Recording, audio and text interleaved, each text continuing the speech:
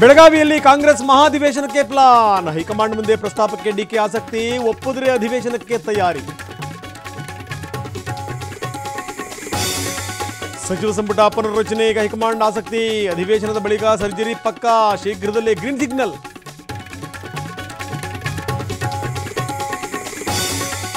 December ಬಳಿಕ BJP ಪದಾಧಿಕಾರಿಗಳ ಬದಲಾವಣೆ. ವರಿಷ್ಠರೊಂದಿಗೆ ವಿಜೇಂದ್ರ ಚರ್ಚೆ. ಸ್ಥಳೀಯ ಸಂಸ್ಥೆಗಳ ಚುನಾವಣೆ ಜವಾಬ್ದಾರಿಗೆ ಚಿಂತನೆ.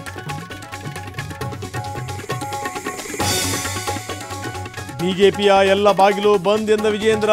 ಇರೋದು ಒಂದೇ ಬಾಗಿಲು ಅಂದ್ರು ಸಿಟಿ ರವಿ. ಮುಂದೊಂದು ಹಿಂದೊಂದು ಮಾತು ಅಂತ ಯತ್ನಾಳ್ ಗುಡುಗು.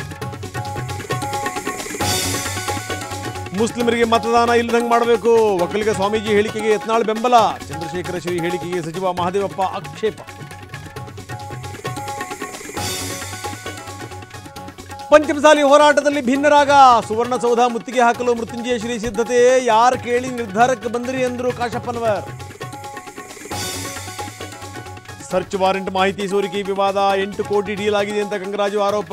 ದಾಖಲೆ ಇಡಿ ಅಧಿಕಾರಿಗಳ ಕೈನಲ್ಲಿದೆ ಅಂದ ಆರ್ಟಿಐ ಕಾರ್ಯಕರ್ತ. ಬಾಂಗ್ಲಾದಲ್ಲಿ ಇಸ್ಕಾನ್ ಅರ್ಚಕನ ಬಂಧನದ ಕಿಚ್ಚು. ಹಿಂದೂ ಸಂಘಟನೆಗಳಿಂದ ಬೃಹತ್ ರ್ಯಾಲಿ. ಬಿಡುಗಡೆಗೆ ಭಾರತದಿಂದ ಭಾರೀ ಒತ್ತಡ. ಬೆಂಗಳೂರಿನಲ್ಲಿ ಮೈ ಕೊರೆಯೋ ಚಳಿ. ವಾಡಿಕೆಗಿಂತ ಈ ಬಾರಿ ಚಳಿಯ ಪ್ರಮಾಣ ಹೆಚ್ಚು. ಕನಿಷ್ಠ ತಾಪಮಾನ 18 ಡಿಗ್ರಿಗೆ ಕುಸಿಯೋ ಸಾಧ್ಯತೆ.